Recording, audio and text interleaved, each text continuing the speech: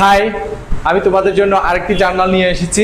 দেখা যাক, এটা হচ্ছে নবম দশম শ্রেণীর পাঠ্য বইয়ের ৩য় নম্বর প্রশ্নটি, যেটি তোমাদেরকে আমি আজকে বুঝাবো। একই সাথে কি ধরনের একটি সৃজনশীল প্রশ্ন আসতে পারে সেই বিষয়গুলো আমরা আজকে আলোচনা করব। তো এখানে একটি উদ্দীপক দেওয়া থাকবে, এই উদ্দীপকের আলোকে ক, খ, গ তিনটি প্রশ্ন থাকবে। ওই তিনটি প্রশ্নের মধ্যে যা বাধা থাকতে পারে তোমার জন্য, এরপর তোমার জন্য থাকবে হিসাবের ধরন, এরপর হ্রাস বৃদ্ধি। এই তিনটি বিষয় আজকের ভিডিওতে আমি এই ম্যাপটি করিয়ে দেখাবো। তুমি যদি সম্পূর্ণ মনোযোগটি ভিডিওতে দাও, ভিডিওটি দেখো, তাহলে তুমি আশা করি আজকের ক্লাসটার মাধ্যমে অনেক কিছু শিখতে পারবা। ওকে, আমরা আমাদের পাঠ্য বইয়ের ৩য় নম্বর প্রশ্নটি ২০১৭ সাল মে মাসের ২ তারিখ থেকে শুরু। এটি হচ্ছে একটি লিগ্যাল এইড এর প্রতিষ্ঠাতার নাম এবং প্রতিষ্ঠানের নাম, এরপর হচ্ছে এটা হচ্ছে আইনি পেশা।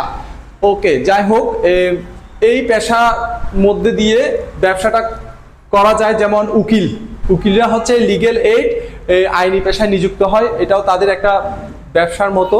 তো ওই ব্যবসায়ে সে ১ লক্ষ টাকা ব্যবসায় বিনিয়োগ করেন।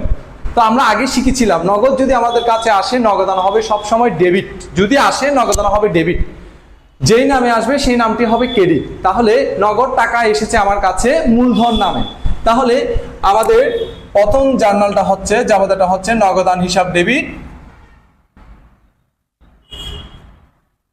মূলধন হিসাব ক্রেডিট। অ্যামাউন্ট হচ্ছে ১ লক্ষ টাকা, উভয় পাশে সেম টাকা হবে। এরপর হচ্ছে মে মাসের ৪ তারিখ বলা হচ্ছে কি অফিস ভাড়া পরিশোধ করা হলো ১৮,০০০ টাকা। তাহলে তুমি দেখো, তুমি প্রতিষ্ঠানের মালিক বা তুমি প্রতিষ্ঠানের ম্যানেজার, ওইভাবে হিসাব করতে হবে যখন তুমি হিসাবটা করবা। এখন অফিস ভাড়া প্রদান করেছে তুমি ১৮,০০০ টাকা, তাহলে চিন্তা করে দেখো নগদ টাকা তোমার কাছ থেকে চলে যাচ্ছে। তাই নগদ টাকা যদি চলে যায় নগদান হিসাব হবে আমাদের ক্রেডিট। এই কথাটা সবসময় মনে রাখবা, নগদ আসলে ডেবিট, নগদ চলে গেলে ক্রেডিট। আচ্ছা, তাহলে নগদ চলে যাচ্ছে অফিস ভাড়ার মাধ্যমে, নগদান হিসাব ক্রেডিট। তাহলে কি নামে যাচ্ছে সেই নামটা ডেবিট, তাহলে ভাড়া নামে যাচ্ছে অফিস ভাড়া, তাহলে অফিস ভাড়া হিসাব ডেবিট, নগদান হিসাব ক্রেডিট। মে মাসের ৪ তারিখ অফিস ভাড়া হিসাব ডেবিট, নগদান হিসাব ক্রেডিট ১৮,০০০ টাকা।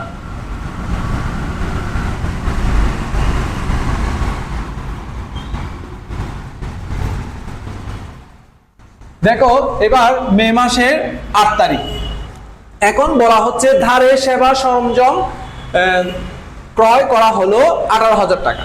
তাহলে তুমি জিনিস ক্রয় করে নিয়ে এসেছো, তাহলে তোমার কাছে কি এসেছে?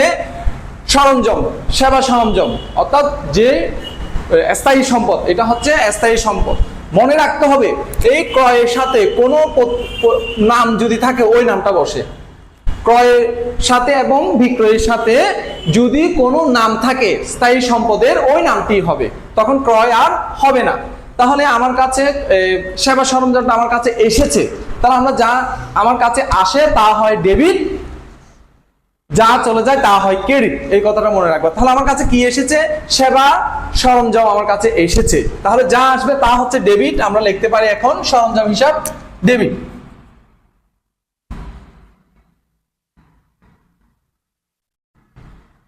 ডেবিট, যদি আমি তাকে নগদ টাকা প্রদান করতাম নগদান হিসাব ক্রেডিট হতো, কিন্তু আমি তাকে নগদ প্রদান করতে পারিনি, তাহলে এটা কিসে?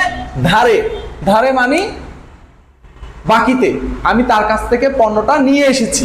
ওকে, তাহলে সে আমার থেকে পাবে, আমার থেকে কেউ পাইলে পাওনাদার বা প্রদেয় হিসাব।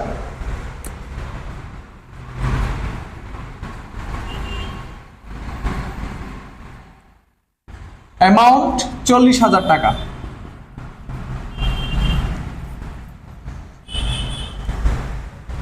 এরপর হচ্ছে ১২ তারিখ, মক্কেলদের নগদে আইনি সেবা দেয়া হলো ৩০,০০০ টাকা। মক্কেল বলতে যারা আমার কাছ থেকে সেবা নিতে এসেছে তাদের কেসগুলো আমি সমাধান করে দিয়েছি, এর মাধ্যমে নগদ টাকা আমার কাছে এসেছে। তাহলে নগদান যদি আমার কাছে আসে, সিম্পল জার্নাল, কিন্তু নগদান হবে ডেবিট। সবসময় বলছি, নগদান যদি আসে নগদান হিসাব হবে ডেবিট, যেই নামে আসবে সেই নামটা ক্রেডিট। তাহলে মক্কেলদের নগদে আইনি সেবা দেয়া হলো ৩০,০০০ টাকা, তার মানে এর মাধ্যমে আমার কাছে নগদ টাকা এসেছে, তাই নগদান হিসাব হবে ডেবিট।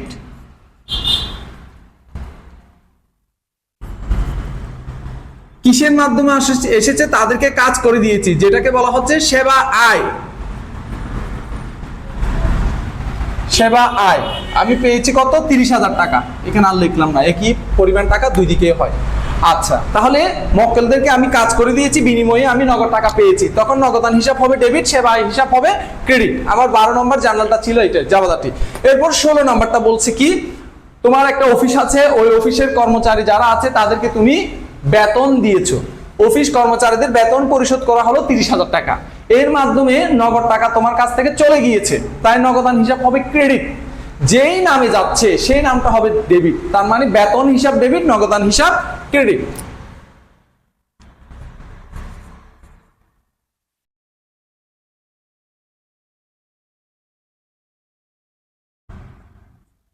আমাদের 16 তারিখের জাবাদাটাও সম্পূর্ণ হলো। এরপর 25 তারিখ আসি।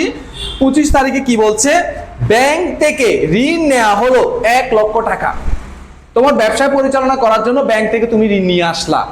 তার মানে ঋণ মানে কি? তোমার কাছে নগদ টাকা প্রথমত এসেছে, ব্যাংক থেকে ঋণ নিলাম, তার মানে নগদ টাকা আমার কাছে এসেছে, নগদ অর্থ। তাহলে নগদান হিসাব ডেবিট। এটা হচ্ছে মূল কথা। নগদ আসলে যেভাবে আসুক না কেন, নগদান হিসাব ডেবিট। এরপর কি নামে আসতেছে? ব্যাংক ঋণ নামে আসতেছে, তার মানে নগদান হিসাব ডেবিট, ব্যাংক ঋণ হিসাব ক্রেডিট। তারিখ 25, নগদান হিসাব ডেবিট, ব্যাংক ঋণ হিসাব ক্রেডিট, সেম অ্যামাউন্ট উভয় পাশে 1 লক্ষ টাকা। ওকে, এটি শেষ। এরপর মক্কেলদের ধারে আইনি সেবা দেয়া হলো 60,000 টাকা। মানে মক্কেল বলতে তোমার কাছ থেকে যারা সেবা নিতে এসেছে তাদেরকে তুমি কাজ করে দিয়েছো, কিন্তু ধারে। নগদে দিলাম, নগদে যদি দিতাম তাহলে নগদ টাকা আমার কাছে আসছো, নগদান হিসাব ডেবিট হতো, কিন্তু কাজটা করে দিয়েছি ধারে। তার মানে সে আমাকে এখন টাকাটা দিতে পারছে না, এট ফিউচারে কিন্তু দিবে। তাহলে কারো কাছ থেকে যদি আমি ভবিষ্যতে কোনো প্রকার টাকা পাই, সেটাকে বলা হচ্ছে দেনাদার হিসাব। আমি আবার বলছি, আমি যদি ভবিষ্যতে কারো কাছ থেকে টাকা পাবো এরকম থাকলে হবে দেনাদার। দেনাদারের অপর আরেকটি নাম আছে প্রাপ্য হিসাব। তাহলে প্রাপ্য হিসাব বা দেনাদার হিসাব ডেবিট। 27 তারিখ, দেনাদার হিসাব বা প্রাপ্য হিসাব ডেবিট। কি নামে আসতেছে? কাজ করে দিয়েছি, তার মানে সেবায়।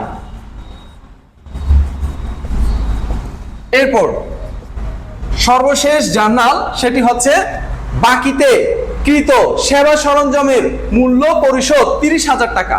আচ্ছা ফাইন, এই যে আমি বাকিতে 8 তারিখে সেবা সরঞ্জাম ক্রয় করেছিলাম না, সেই মূল্যটা আমি এখন 30,000 টাকা পরিশোধ করছি। তার মানে 30,000 টাকা পরিশোধ করছি মানে নগদ টাকা আমার কাছ থেকে চলে যাচ্ছে। তার মানে নগদ টাকা যদি আমার কাছ থেকে চলে যায়, নগদান হিসাব হবে ক্রেডিট। এটা একদম ফিক্সড। নগদ টাকা চলে গেলে নগদান হিসাব হবে ক্রেডিট। পরিশোধ করছো মানে তুমি নগদ টাকা পরিশোধ করে ফেলছো, তাই নগদান হিসাব ক্রেডিট। কি নামে যাচ্ছে? ওই যে পাওনাদারের টাকাটাই যাচ্ছে আমার কাছ থেকে, তার মানে পাওনাদার হিসাব ডেবিট, নগদান হিসাব ক্রেডিট।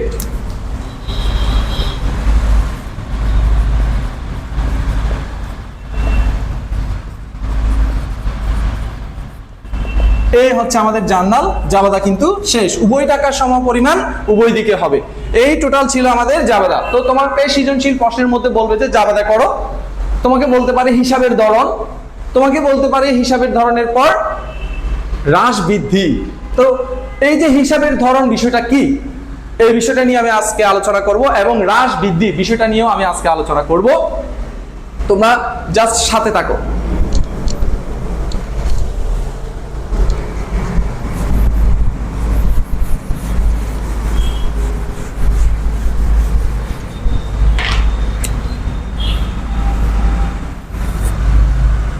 হিসাবের ধরন, আর এটা হচ্ছে হ্রাস বৃদ্ধি। তো আমরা এই মূল বিষয়টাকে এখানে পেয়ে গিয়েছি। আমাদের আর এই বিষয়গুলো প্রয়োজন নেই এখন, আমরা ডিলিট করে দিতে পারি।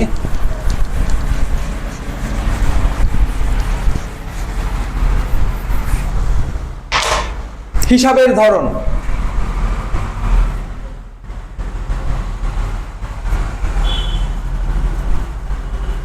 হিসাবের ধরন এই বিষয়ের মধ্যে কি থাকবে? আয় ব্যয় দায় সম্পদ মালিকানা সত্ত্ব, বা আয় ব্যয় দায় সম্পদ এর মধ্যে কোনটি পড়েছে ওইটাই হচ্ছে হিসাবের ধরন। তাহলে আমরা লিখতে পারি আয় ব্যয় দায় সম্পদ। এই চারটি অপশন এর মধ্যে এই এন্ট্রিগুলো কোনটি কোন অপশনে পড়েছে, কোনটি কোন অপশনে পড়েছে এটা আগে প্রথমে আমাকে নির্ধারণ করতে হবে।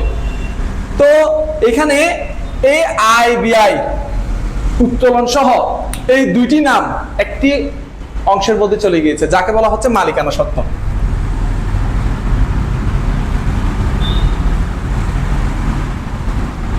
তো মালিকানা সত্ত্ব কাকে বলে? মোট সম্পত্তি তৃতীয় অংশের তৃতীয় পক্ষের দাবি বাদ দিয়ে যা থাকে তাকে বলা হচ্ছে মালিকানা সত্ত্ব। মালিকানা সত্ত্বের মধ্যে কি কি থাকে? মালিকানা সত্ত্বের মধ্যে থাকবে মূলধন, যাকে বলা হচ্ছে সি ক্যাপিটাল, প্লাস আয়, আয় হলে যোগ হয়, প্লাস ব্যয় হলে বাদ যায়, এবং প্লাস মাইনাস উত্তোলন। তাহলে মালিকানা সত্ত্ব এই মাধ্যমে গঠিত, যেখানে আয় ব্যয় এবং উত্তোলনের সংমিশ্রণ, এবং মনে রাখতে হবে মূলধনের সাথে আয় হলে যোগ হয়, ব্যয় হলে বাদ যায়, উত্তোলনও বাদ যায়। এইগুলো নিয়েই মালিকানা সত্ত্ব সাধারণত মনে রাখো। আরো কয়েকটা পয়েন্ট আছে, এগুলো আমি এখন বুঝাচ্ছি না।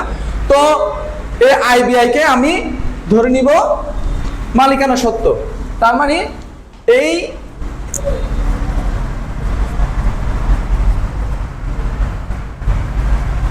মালিকানা সত্ত্ব দায় সম্পদ, মালিকানা সত্ত্ব দায় সম্পদ, মালিকানা সত্ত্বের মধ্যে কি কি থাকবে? আয় ব্যয় উত্তোলন। Okay fine.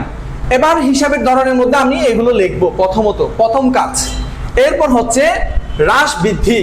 হ্রাস বৃদ্ধির ক্ষেত্রে আমাকে বুঝে নিতে হবে কিভাবে হ্রাস হচ্ছে কিভাবে বৃদ্ধি হচ্ছে।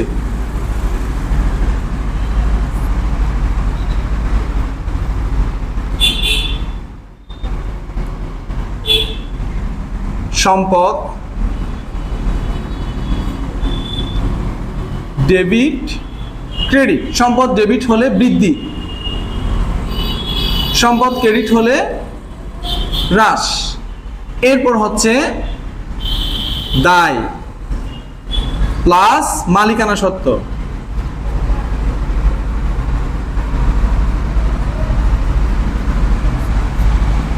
ডেবিট ক্রেডিট, ক্রেডিট হলে হচ্ছে বৃদ্ধি, ডেবিট হলে হচ্ছে হ্রাস। আশা করি তোমরা বিষয়টা বুঝতে পেরেছো। প্রথমে হচ্ছে হিসাবের ধরন। হিসাবের ধরন কাকে কাকে নিয়ে গঠিত হচ্ছে? মালিকানা সত্ত্ব, দায়, সম্পদ। এবং এই জিনিসটা আমি প্রথমত হিসাবের ধরনের বিষয়টা আমি এখানে লিখে ফেলি, তারপর আমি হ্রাস বৃদ্ধিটা আরেকটু ভালো করে বুঝাবো। তো নগদ এই জিনিসটা কি? নগদ হচ্ছে আমার জন্য সম্পদ। তার মানে এখানে আমরা সম্পদের জন্য আমরা কি লিখতে পারি? এ মানে অ্যাসেটস। তাহলে এ লিখলাম এখানে। এরপর মালিকানা সত্ত্ব। মালিকানা সত্ত্বর ইংলিশটা হচ্ছে ইকুইটি, অনার্স ইকুইটি বলা হয়। ইকুইটিকে সংক্ষেপে আমি ই লিখবো। আচ্ছা, তাহলে মালিকানা সত্ত্বকে আমি বলবো ই। আশা করি বুঝতে পেরেছো। অফিস ভাড়া এই বিষয়টা কি? এটা আমার জন্য খরচ। তো খরচ মানে ব্যয়, ব্যয় হলে মালিকানা সত্ত্বের সাথে সংযুক্ত সে। তাহলে আমি মালিকানা সত্ত্ব হলে আমরা ই লিখবো, অফিস ভাড়া আমাকে ই লিখতে হবে। ওকে। এরপর নগদ। নগদ বিষয়টা কি আমার জন্য? নগদ আমার জন্য হচ্ছে সম্পদ। তাহলে সম্পদ হলে আমি কি লিখবো? এ লিখবো। এরপর সরঞ্জাম, এটা একটা স্থায়ী সম্পদ। এই সরঞ্জামের জন্য আমি কি লিখবো? এ লিখবো। পাওনাদার, আমার কাছ থেকে কেউ টাকা পাবে, এটাকে ইংলিশে বলা হয় লাইবিলিটি, মানে দায়। অর্থাৎ পাওনাদার ইংলিশ হচ্ছে অ্যাকাউন্ট পেয়েবল। আর অ্যাকাউন্ট পেয়েবল কোন অংশে পড়েছে? দায়ের মধ্যে। দায় হচ্ছে, দায় ইংলিশ হচ্ছে লাইবিলিটি। তাহলে এখানে এটাকে আমরা বলবো এল। তাহলে পাওনাদার যাচ্ছে আমার এল এ। নগদ আমার জন্য সম্পদ, তাহলে সম্পদ হলে এ। সেবা আয়, অর্থাৎ কাজ করে দিয়ে আমি আয় করেছি, সেবা আয় আমার জন্য আয়। যেটা মালিকানা সত্ত্বের অংশ, তাহলে আমি কি লিখবো ই। এরপর হচ্ছে বেতন, বেতন আমার জন্য একটা ব্যয় বা খরচ, তাহলে বেতন কোথায় পড়েছে, ব্যয়ের অংশ মালিকানা সত্ত্বে, তাহলে মালিকানা সত্ত্ব মানে ই, ইকুইটি। এরপর নগদ, নগদ আমার জন্য একটা সম্পদ, সম্পদ হলে আমার জন্য কি লিখবো এ। এরপর নগদ, আবার আছে নগদ 25 তারিখে, নগদ আমার জন্য সম্পদ, তার মানে এ। ব্যাংক ঋণ, ব্যাংক থেকে ঋণ নিয়েছি, তার মানে সে আমার থেকে পাবে, যেটাকে বলা হচ্ছে দায়। দায় হলে আমি কি লিখবো এল। দেনাদার, ভবিষ্যতে কারো কাছ থেকে আমি টাকা পাবো, দেনাদার আমার জন্য সম্পদ, সম্পদ হলে আমি কি লিখবো এ। এরপর হচ্ছে সেবা আয়, আয় আমার জন্য মালিকানা সত্ত্বের মধ্যে পড়েছে, তার মানে ই। এরপর হচ্ছে পাওনাদার, পাওনাদার মানে অ্যাকাউন্ট পেয়েবল, যেটি লায়াবিলিটির অংশ, তার মানে এটা হচ্ছে এল। এরপর হচ্ছে নগদ, নগদ আমার জন্য সম্পদ, সম্পদ হলে এ। ডিয়ার স্টুডেন্ট, আমি এই যে জাবেদা করেছি, জাবেদার পরে হিসাবের ধরনটুকু আমি সংক্ষেপে বসিয়েছি। তো হিসাবের ধরন কাকে নিয়ে গঠিত হয়, এই যে এই অংশটুকু মালিকানা সত্ত্ব, দায় এবং সম্পদ। তো এইগুলো আমি হিসাবের ধরনের মধ্যে এভাবে লিখেছি। পরীক্ষার মধ্যে সৃজনশীল বলবে হিসাবের ধরন লেখো, তাহলে তোমাকে জাবেদার মতো করে এভাবে বসিয়ে তারিখ বসিয়ে পাশে হিসাবের ধরনটা লিখে দিতে হবে। এরপর আসো হ্রাস বৃদ্ধি, এই যে জাবেদার এই অংশটুকু আয় ব্যয় দায় সম্পদগুলো মালিকানা সত্ত্বগুলো কি হ্রাস পেলো নাকি বৃদ্ধি পেলো, এই অংশটুকু আমি এখানে লিখেছি। সম্পদ ডেবিট হলে বৃদ্ধি, সম্পদ ক্রেডিট হলে হ্রাস, দায় প্লাস মালিকানা সত্ত্ব, মালিকানা সত্ত্ব হচ্ছে এই যে এগুলো নিয়ে গঠিত, আয় ব্যয় উত্তোলন মূলধন। ওকে, তো মালিকানা সত্ত্ব ডেবিট হলে হ্রাস, ক্রেডিট হলে বৃদ্ধি। ডিয়ার স্টুডেন্ট, তাহলে মনে রাখতে হবে সম্পদ মানে এ আর দায় মানে এল প্লাস ই। তাহলে এই যে এল প্লাস ই যদি আমি ডেবিটে দেখি তাহলে হ্রাস, ক্রেডিটে দেখলে বৃদ্ধি। এ যদি আমি ডেবিটে পাই তাহলে বৃদ্ধি, এ যদি আমি ক্রেডিটে পাই তাহলে হ্রাস। ডিয়ার স্টুডেন্ট, আমি এখানে এগুলো বসাবো এখন। এ এ ডেবিটে আছে, তার মানে সম্পদ ডেবিটে থাকলে বৃদ্ধি, বৃদ্ধি হলে আমি বৃদ্ধি লিখি বা প্লাস চিহ্ন বসাতে পারি। আচ্ছা, বৃদ্ধি লিখলাম। আমি এগুলো ঘর করে ফেলি, তাহলে তোমাদের জন্য সুবিধা হবে। আচ্ছা, ওকে, তাহলে এবার এ যেহেতু ডেবিটে ছিল তাই বৃদ্ধি। তারপর হচ্ছে ই, ই কোন দিকে আছে, ই ক্রেডিট পাশে আছে, ই ক্রেডিট পাশে যদি থাকে তাহলে ই হচ্ছে বৃদ্ধি। প্রথমটা ডেবিট পরেরটা ক্রেডিট, প্রথমটা ডেবিট পরেরটা ক্রেডিট, প্রথমটা ডেবিট পরেরটা ক্রেডিট, তার মানে প্রথমটা ডেবিট পরেরটা ক্রেডিট ছিল ই। ই ক্রেডিট থাকলে, ই যদি ক্রেডিটে থাকে তাহলে হচ্ছে বৃদ্ধি। Okay fine. অফিস ভাড়া, এটা ই, ই কোন দিকে আছে এখন, ডেবিটে আছে, ই যদি ডেবিটে থাকে তাহলে হ্রাস। তাহলে ডিয়ার স্টুডেন্ট আমরা এখানে হ্রাস লিখবো। এরপর হচ্ছে এ কোন দিকে আছে, ডেবিট পাশে থাকলে বৃদ্ধি, তার মানে এ এখন আছে ক্রেডিট পাশে, ক্রেডিট পাশে থাকলে ডিয়ার স্টুডেন্ট কি হবে হ্রাস। এরপর সরঞ্জাম, এটা স্থায়ী সম্পদ, তো সম্পদ এ ডেবিট পাশে আছে, ডেবিট পাশে থাকা মানে বৃদ্ধি। এরপর এল কোথায় আছে, এল এখানে আছে ক্রেডিট পাশে, এল যদি ক্রেডিট পাশে থাকে তার মানে বৃদ্ধি। ডিয়ার স্টুডেন্ট, এরপর আছে এ কোন পাশে, ডেবিট পাশে, এ যদি ডেবিট পাশে থাকে বৃদ্ধি। তারপর ই কোন পাশে আছে, ক্রেডিট পাশে, তার মানে ই যদি ক্রেডিট পাশে থাকে বৃদ্ধি।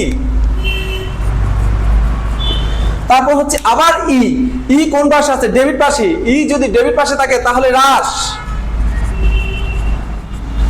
তারপর আবার দেখতে পাচ্ছি আমরা এ কোন পাশে আছে, এ আছে ক্রেডিট পাশে, এ যদি ক্রেডিট পাশে থাকে তাহলে হচ্ছে হ্রাস। তারপর আবার আছে এ কোন পাশে আছে, ডেবিট পাশে, এ যদি ডেবিট পাশে থাকে তাহলে বৃদ্ধি। তারপর আছে আমাদের ব্যাংক ঋণ, এল কোন পাশে আছে, ক্রেডিট পাশে, এবার দেখি এল যদি ক্রেডিট পাশে থাকে তাহলে বৃদ্ধি। আচ্ছা, এরপর আছে এ। এ কোন পাশে আছে? ডেবিট পাশে। এ যদি ডেবিট পাশে থাকে তাহলে বৃদ্ধি। তারপর আছে ই। ই কোন পাশে আছে? ক্রেডিট পাশে। ই যদি ক্রেডিট পাশে থাকে তাহলে বৃদ্ধি। তারপর আছে এল। এল কোন পাশে আছে? এল আছে ডেবিট পাশে। এল যদি ডেবিট পাশে থাকে তাহলে হ্রাস। এইভাবে করে আমাকে লিখতে হবে। তারপর আছে এ। এ হচ্ছে সম্পদ। সম্পদ যদি ক্রেডিট পাশে থাকে তাহলে হচ্ছে হ্রাস।